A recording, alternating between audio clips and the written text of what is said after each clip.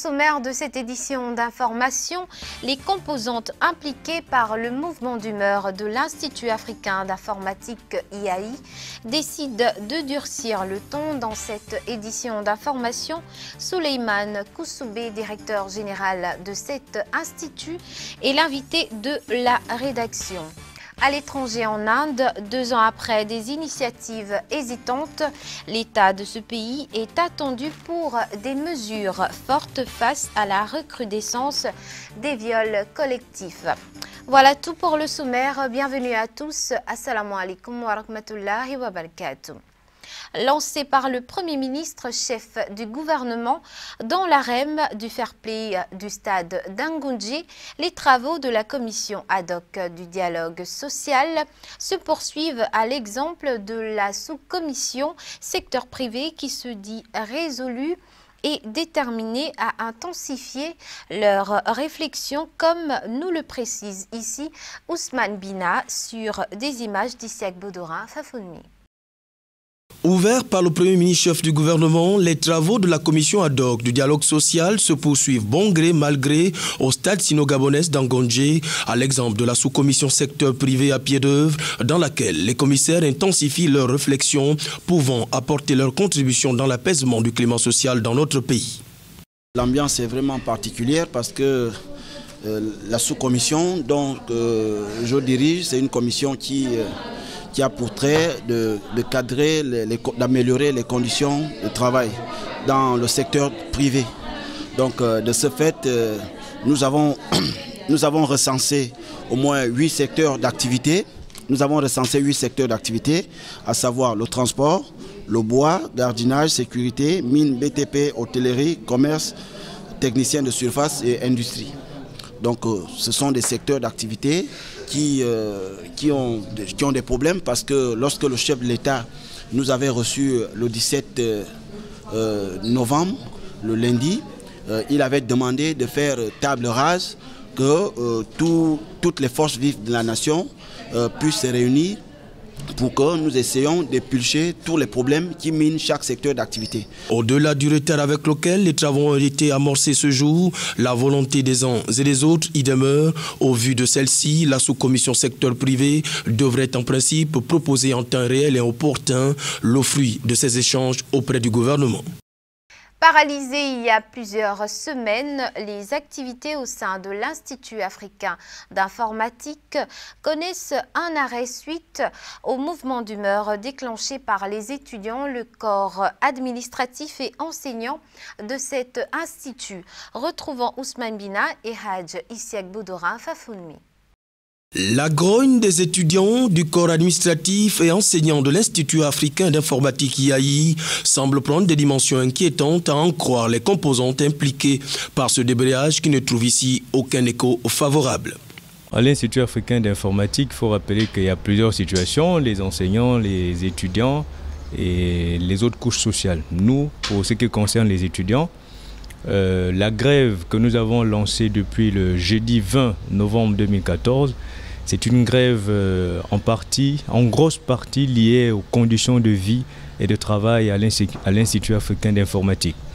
Donc le principal élément déclencheur de cette grève était l'insécurité qui était grandissante et inquiétante au sein du campus, où nos compatriotes, nos frères étudiants se sont vus agressés, volés, menacés verbalement de la part des riverains qui n'hésitent plus à pénétrer le milieu intérieur des étudiants, qui n'hésitent plus à pénétrer l'intimité des étudiants pour faire d'eux des victimes d'abus de toutes sortes. Décidément, le corps enseignant et administratif parle ici tous le même langage en dénonçant avec fermeté le silence du conseil d'administration de l'IAI. Depuis 3 années, les enseignants posent de façon récurrente un certain nombre de revendications. La plus importante, c'est les perspectives de restructuration de l'Institut, qui, comme vous le savez, existe depuis bientôt 40 ans et qui a besoin qu'on redéfinisse ses missions, ses objectifs et ses moyens.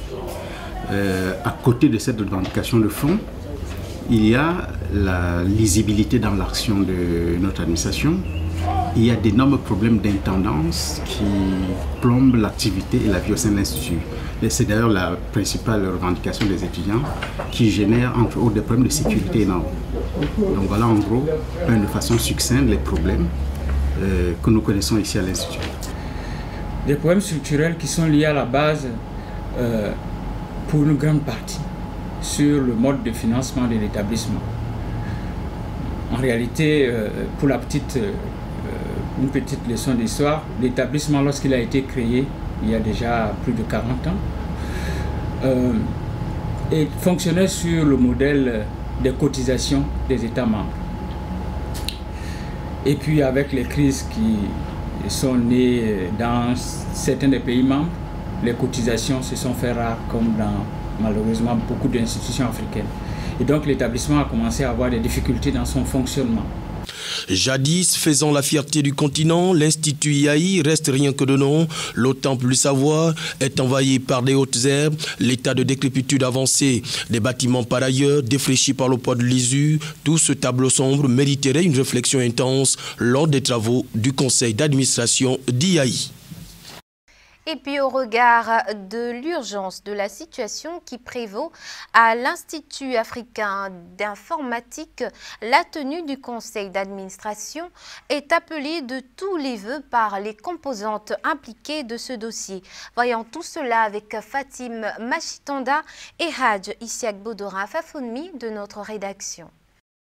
C'est un chapelet de déléance des composants de l'Institut africain d'informatique qui devra peut-être occuper une place de choix sur la table des discussions du prochain conseil d'administration de cet institut, dont le départ de certains membres serait demandé par le collectif des étudiants, du corps enseignant et du corps administratif. Cet institut s'appelle Institut africain d'informatique. Quand vous arrivez, il n'y a pas de connexion Internet. En 2014, comment voulez-vous que les gens apprennent sans Internet? C'est vraiment inacceptable et ça fait partie de panoplie des choses que nous revendiquons. Au niveau de l'administration, on nous fait savoir qu'ils ont des problèmes financiers. Et bien moi, en tant qu'étudiant, tout ce que nous pouvons dire, c'est soit la fermeture de l'institut, parce qu'on n'a pas les moyens de nous mettre dans les bonnes conditions, ou soit l'aménagement total de l'Institut. Nous avons fait un diagnostic sans concession sur l'ensemble des problèmes. J'ai beaucoup insisté sur les problèmes financiers, mais ce n'est pas les seuls. En réalité, il y a des problèmes liés, y compris à la gouvernance, il faut avoir le courage de le dire, même si le financement a beaucoup négativement influé sur la gestion et sur les activités de la gouvernance. Les étudiants de IAI patients entendent durcir le ton dans les tout prochains jours puisque leurs différentes revendications ne sont pas prises en compte par les responsables de l'ensemble du conseil d'administration de l'Institut africain d'informatique. Restons toujours dans le volet social pour parler également de cette montée d'adrénaline des agents de la société Cifrigab. Après privatisation de cette société, les employés sont passés à la vitesse supérieure. Des pneus calcinés, c'est là le nouveau décor de l'entrée principale de la société Cifrigab. Les ex-opérateurs de cette structure réclament depuis plus d'un an et demi la totalité de leur dû. Au lieu qu'on attend le paiement intégral, dont les droits légaux, la prime transactionnelle, en fait, tout ce qui a été calculé par le comité de privatisation. Le 19 novembre 2013, au lieu qu'on soit payé comme cela a été dit, comme cela s'est convenu avec le comité de privatisation et les inspecteurs de travail et ceux du budget qui étaient là le jour-là, c'était le 31 mars 2013. 8 mois après, c'est 8 mois après, le 19 novembre 2013, qu'on a payé, au lieu de payer l'intégralité, on a payé une partie qu'eux-mêmes ils ont appelé les droits légaux. Après un dialogue pacifique, la place est aux actes. Les ex-agents de cette usine de poissonnerie sont déterminés à se faire entendre. Nous avons sollicité même l'interprétation personnelle du chef de l'État pour que ce problème, celui qui a pris cet argent, qu'il puisse le sortir. Parce que c'est nous qui subissons aujourd'hui, nous qui étions anciens employés de cette usine. Nous subissons aujourd'hui. Licenciés en mars 2013, les ex-employés de la Cifrigab espèrent obtenir un dialogue avec les responsables concernés pour la résolution du contentieux avec leur employeur. Les ex-agents de la société Cifrigab, privatisée depuis 2013, ne savent plus où donner de la voix. Les charges ménagères semblent se faire ressentir suite à leur situation jusque-là restée lettre morte. Ahmad Farlambeni Evaka pour le compte-rendu. Là où je louais, je suis dehors. Là où vous voyez, je suis dehors. En tant que mère de famille gabonaise, les petites gabonaises sont dehors, ils ne vont pas à l'école. On nous doit l'argent, c'est l'argent là qu'on demande, qu'on nous donne. Hein? On ne travaille pas, on est à la maison, on va faire comment? Nos enfants, depuis 2013, n'ont plus connu la route de l'école. Depuis 2013, nous avons des arrêts de loyer. Nous avons des collègues. Là où, au moment où je vous appelle, et s'il te plaît, au moment où je vous appelle, je suis en train de vous parler. Cette semaine, nous avons des collègues, une dizaine de collègues qui vont sortir des maisons. Parce qu'ils ont signé des engagements avec leur bailleur. Et que la dette qu'on devait nous payer, cette dette a expiré. Et qu'est-ce qu'ils font? Les bailleurs font quoi? On va les faire sortir. Moi qui suis le porte-parole, j'ai intervenu à plusieurs reprises. Je deviens maintenant plus crédible. Je ne suis plus crédible aux yeux de ces bailleurs. Parce qu'on a même des décès. On a au moins encore 5 collègues qui sont décédés, qui n'ont même pas perçu cet argent. Alors donc c'est pour ça que nous réclamons haut et fort. On réclame haut et fort ce qui nous revient de droit. Parce que le chef de l'État lui-même, il a dit, lorsqu'il a reçu les partenaires sociaux, il a dit, ce qu'on a déjà accordé à un citoyen, ça lui revient de droit. Faisons un retour sur la paralysie qui prévoit à Libreville à la suite de la pénurie de carburant pour parler du boom du marché de bidons, né de cette pénurie de carburant pour avoir une petite réserve. Ismaël Obianzé. Le PK5 à Libreville renforce sa réputation de fief de vente de bidons et des fûts à multiples usages. Avec la pénurie de carburant du moment, le marché affiche une fière allure et donc plus un pas dans ce tumultueux quartier sans ces récipients bien ou mal recyclés. On les achète chez les femmes qui vendent des gâteaux un peu de partout. Bien sûr, les femmes là nous vendent ça sale. On prend le taxi pour amener, on lave parce qu'on ne peut pas vendre un bidon sale. On part après le métier à Bombouel pour aller chercher les bidons partout. La crise accentue le besoin et la demande croît sur le marché, un marché devenu onéreux selon les clients. On fait avec un peu rien. On peut rien, comment on peut rien. Nous sommes obligés d'acheter, même si les bidons flambés. D'abord 2000 le bidon. Le bidon est maintenant monté à 5 000. Il y a les fûts. Les fûts sont maintenant montés à 20 000 le fût. Et ce n'est pas normal. Absence du carburant dans un pays comme le Gabon. Depuis 6 heures, je suis à la station Laïko. C'est maintenant comme on libère. Wow. Vous voyez? Donc, c'est mieux d'avoir des bidons. Et même pour faire le plein de ce véhicule, on a dû négocier. Donc, on a mis l'argent du plein et tu veux aussi le coca pour qu'on puisse. Il faut avoir au moins 2 ou 3 bidons en réserve. On ne sait jamais parce que j'ai eu ce cas-là la semaine dernière. Je suis tombé en panne très loin et là en pleine nuit. Si j'avais le carburant, je ne devais pas avoir de problème. C'est ici, dans les stations-service, que la plupart de ces acheteurs de bidons viennent s'approvisionner en carburant. Reste une préoccupation assez fondamentale, l'usage non contrôlé après-vente de ces produits pétroliers. L'État court le risque d'être battu sur son terrain, le terrain de la sécurité pour tous, dans ce laisser-aller né de la crise. Boudé au départ par les femmes commerçantes déguerpies du marché du carrefour de Lasny d'Ovando ont finalement décidé d'occuper le marché d'Aoungou, une décision de la municipalité d'Ovando. Fatim Machitanda nous en dit un peu plus. Boudé au départ par les commerçants déguerpis du marché du carrefour Lasni au Vendo, le marché d'Aoungou est désormais occupé par ces dernières qui visiblement semblent s'accoutumer avec les nouveaux lieux. Répondant malgré certains manquements constatés aux normes recommandées en la matière, ici l'on y trouve un peu de tout. L'espace commercial de cette partie de l'estuaire peut également se prévaloir d'alimenter bon nombre de ménages qui en ont besoin. La municipalité d'Ovendo, au-delà des difficultés rencontrées, vient là de relever un défi et de prouver aux Ovendois qu'ils peuvent compter avec elle, pourvu que tout un chacun puisse jouer sa partition en étant plus ou moins objectif. Dans tous les cas, le marché d'Aoungou se dit prêt à recevoir les nécessiteux. Nous y reviendrons. Un regard sur le monde hors de nos frontières et cette fois-ci nous allons du côté du Niger. Face aux attaques des islamistes de Boko Haram, le Niger fait face aux afflux de réfugiés nigérians. Daniel Nzingue, image AFP. Le Niger fait face à un afflux massif sur son sol des réfugiés du Nigeria ayant fui les attaques meurtrières des islamistes de Boko Haram. Il appelle à la solidarité nationale et internationale afin d'éviter un drame humanitaire. J'étais au village avec mon mari et mes 7 enfants quand les insurgés sont arrivés. Ils ont tué mon mari, ils ont pris mes 2 filles de 11 et 12 ans et ils sont partis avec. J'ai pu m'enfuir avec les plus petits. Toutes ces personnes que vous avez vues ici ont fui des violences.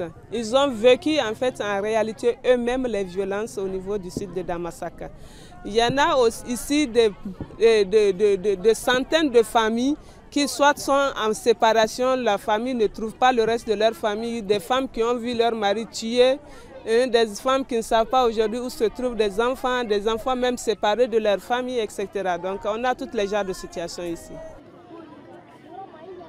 Et puis la lave du volcan Pico de Fogo au Cap-Vert, en éruption depuis le 23 novembre, a détruit 2 villages riverains dont les quelques 1 500 000 habitants avaient été évacués et continuaient de progresser depuis lundi 15 décembre 2014.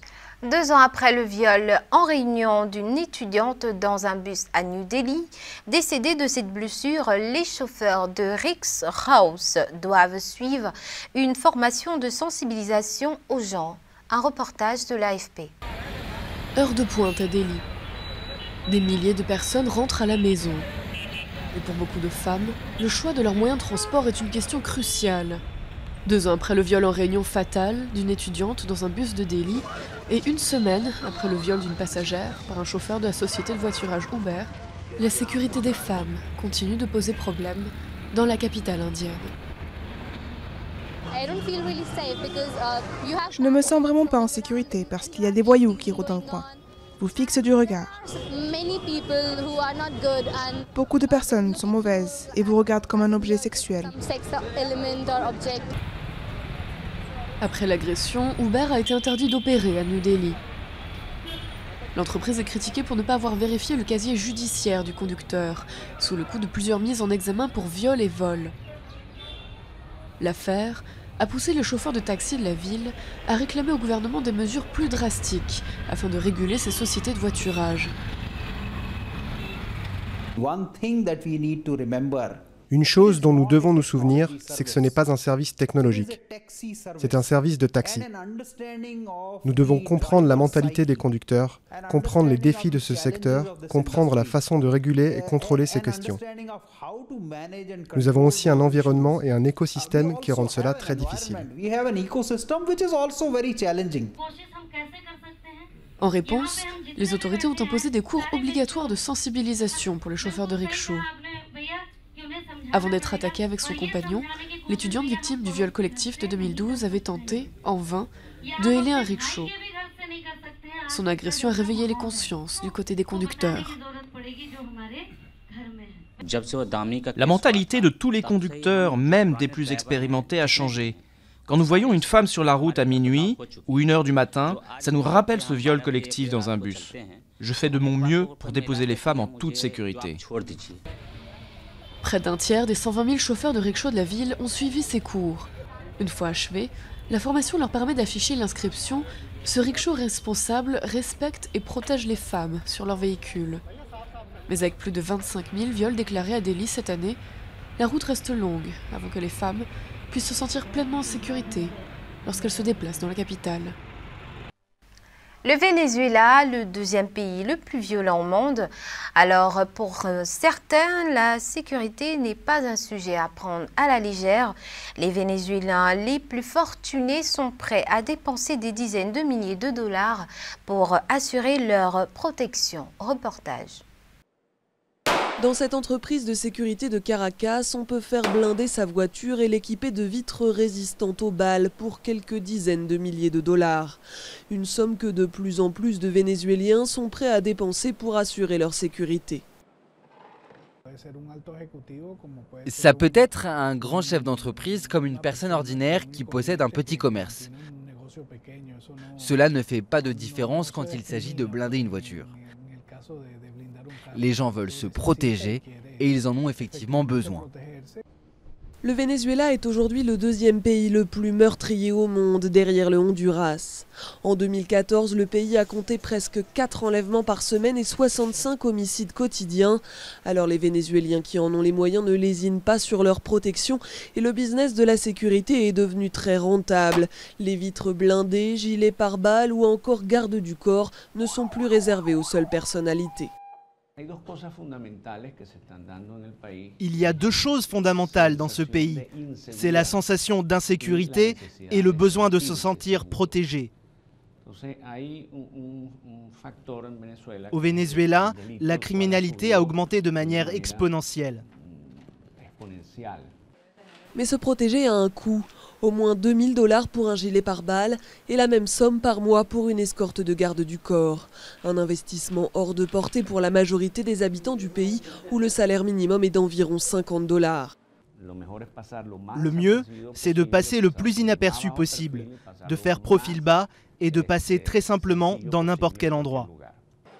Pour beaucoup, la seule protection abordable consiste donc à éviter de rentrer tard et à s'enfermer chez soi à la tombée de la nuit. À présent, voici quelques images de l'actualité du monde en bref. Plus de 140 personnes sont mortes dans l'attaque sanglante des talibans sur une école d'enfants de soldats au Pakistan. Après 7 heures de combat, l'armée a mis fin à l'opération. Les 6 terroristes sont morts. Il s'agit de la plus meurtrière attaque terroriste de l'histoire du Pakistan. Le rouble n'en finit pas de dégringoler. Il a plongé de plus de 20% mardi et dépassé le seuil de 100 roubles pour 1 euro. L'intervention de la Banque de Russie, qui a fortement relevé son taux directeur, n'a pas suffi à enrayer la chute. En cause, les sanctions économiques des Occidentaux contre la Russie et la chute des cours du pétrole. L'Assemblée nationale a voté pour la réforme du droit d'asile. Ce projet de loi vise à désengorger le système.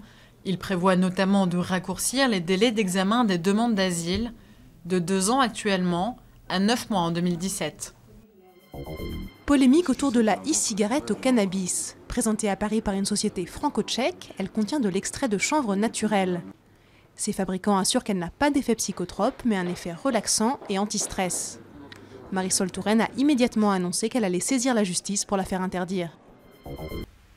Comme annoncé en début de cette édition d'information, Souleymane Koudoubé, directeur général de l'Institut IAI, à la suite de la grogne qui prévaut, est l'invité de notre rédaction. Il répond aux questions d'Ousmane Bina sur des images d'El Hadj Isiak Boudorin Fafounmi. Monsieur le directeur général, bonjour. Bonjour. L'Institut africain d'informatique IAI traverse ces derniers temps pour couper court des difficultés dues à bon nombre de revendications de la part des étudiants, mais également du corps enseignant. Qu'en est-il et quelles sont les dispositions prises par la direction générale dont vous êtes le principal animateur? Bien, je dirais que en plus de ces deux composantes, même le personnel administratif a aussi sa plateforme revendicative. Alors, tout d'abord, laissez-moi vous dire que l'ensemble des problèmes qui sont posés par ces différentes composantes de l'IAI sont des problèmes qui durent depuis plus de 20 ans, voire 25 ou 30 ans. Et j'ai donc souligné que cela signifie que c'est des problèmes qui sont des problèmes pas conjoncturels, mais des problèmes structurels. Des problèmes structurels qui sont liés à la base pour une grande partie sur le mode de financement de l'établissement. En réalité, pour une petite leçon d'histoire, l'établissement, lorsqu'il a été créé il y a déjà plus de 40 ans, et fonctionnait sur le modèle des cotisations des États membres. Et puis avec les crises qui sont nées dans certains des pays membres, les cotisations se sont fait rares comme dans malheureusement beaucoup d'institutions africaines. Et donc l'établissement a commencé à avoir des difficultés dans son fonctionnement. Ça, c'est le premier point. Pour pallier à ces défauts, il y a eu une révision des statuts de l'établissement qui a supprimé la notion de cotisation et qui a donc ramené plutôt le thème de frais de scolarité payés par les États membres. Malheureusement, ce mode de fonctionnement aussi a montré très rapidement ses limites. C'est-à-dire que nous recevons des étudiants. Chacun des pays membres devrait payer au prorata du nombre d'étudiants envoyés à l'établissement. Malheureusement, on constate que ce n'est pas le cas. Si je vous prends juste le cas de cette année académique qui s'est terminée, 2013-2014, c'est un cas pathologique parce que nous avons terminé l'année académique sans avoir pratiquement perçu, je dis bien perçu, aucun paiement de frais de scolarité au titre de l'année académique 2013-2014. Alors, sauf pour un fonctionnement miraculeux,